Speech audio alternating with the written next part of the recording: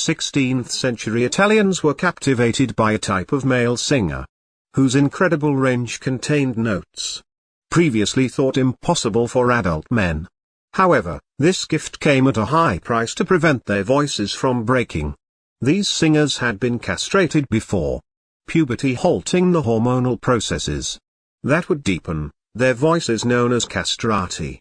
Their light angelic voices were renowned throughout Europe until the cruel procedure that created without law in the 1800s. Those stunting vocal growth can produce an extraordinary musical range. Naturally developing voices and are already capable of incredible variety. And as we age and our bodies undergo two major changes, which explored that range.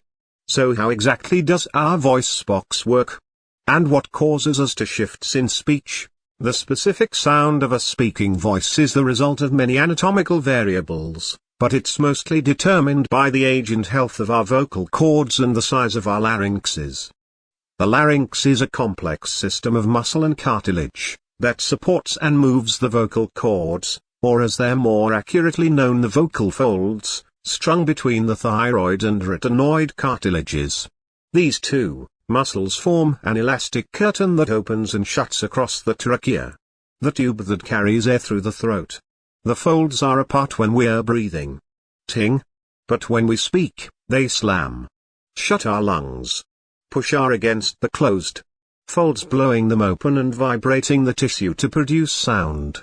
Unlike the deliberate focus required for playing an external instrument, effortlessly change notes as we speak by pushing air faster or slower.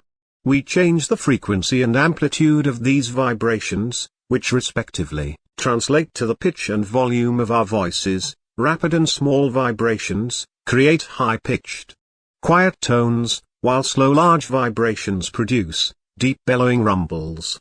Finally, by moving the laryngeal muscles between the cartilages, we can stretch and contract those folds to intuitively play our internal instruments. This process is the same from your first words to your last, but as you age, your larynx ages too. During puberty, the first major shift starts as your voice begins to deepen. This happens when your larynx grows in size, elongating the vocal folds and opening up more room for them to vibrate. These longer folds have slower, larger vibrations, which result in a lower baseline pitch. This growth is especially dramatic in many males, whose high testosterone levels lead, first to voice cracks, and then to deeper, more booming voices and laryngeal protrusions called Adam's apples.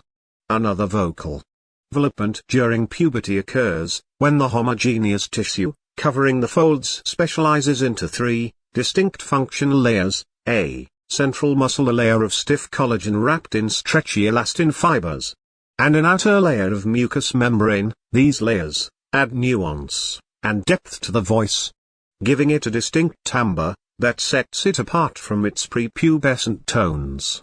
After puberty, most people's voices remain more or less the same. Aim for about 50 years, but we all use our voices differently. And eventually we experienced the symptoms associated with aging. Clarence is known as presbyopia. First, the collagen in our folds stiffens and the surrounding elastin fibers atrophy and decay. This decreased flexibility increases the pitch of older voices.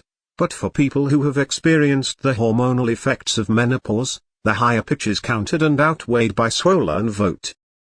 The folds' increased mass slows their its, resulting in deeper voices.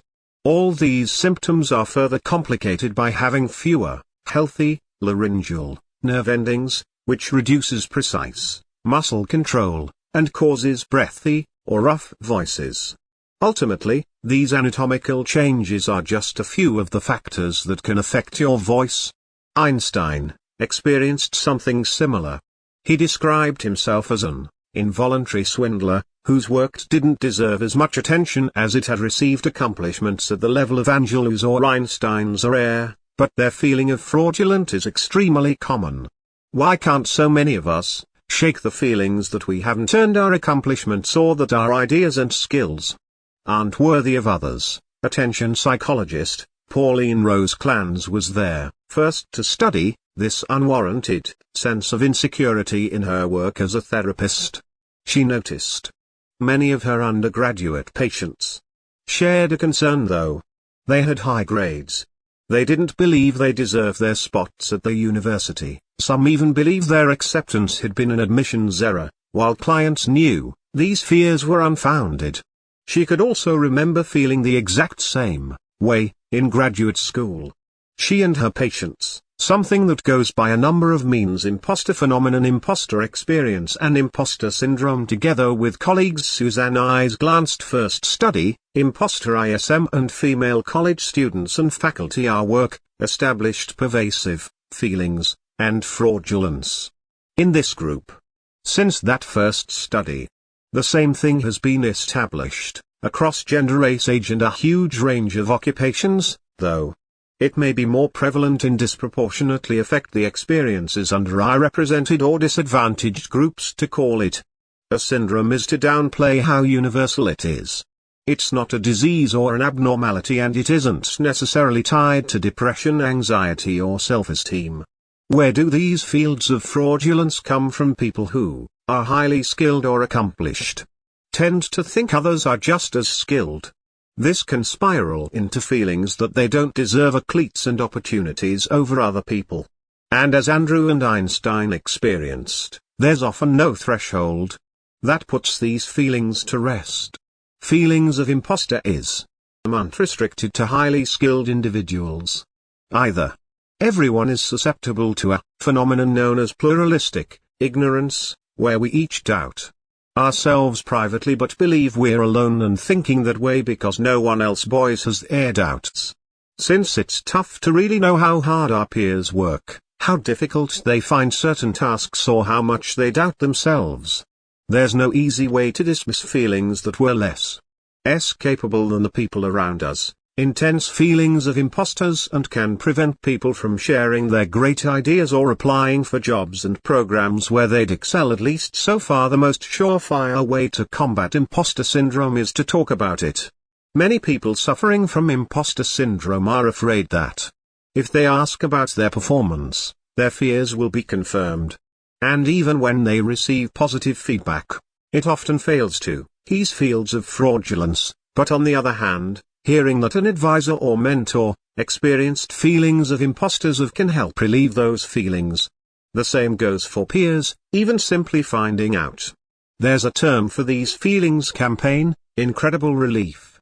Once you're aware of the phenomenon, you can combat your own imposter syndrome by collecting and revisiting positive feedback. One scientist kept blaming herself for problems in her lab, started to document the causes every time something went wrong. Eventually, she realized most of the problems came from equipment failure and came to recognize her own competence. We may never be able to banish these feelings entirely, but we can't have open conversations about professional challenges with increasing awareness of how common these experiences are.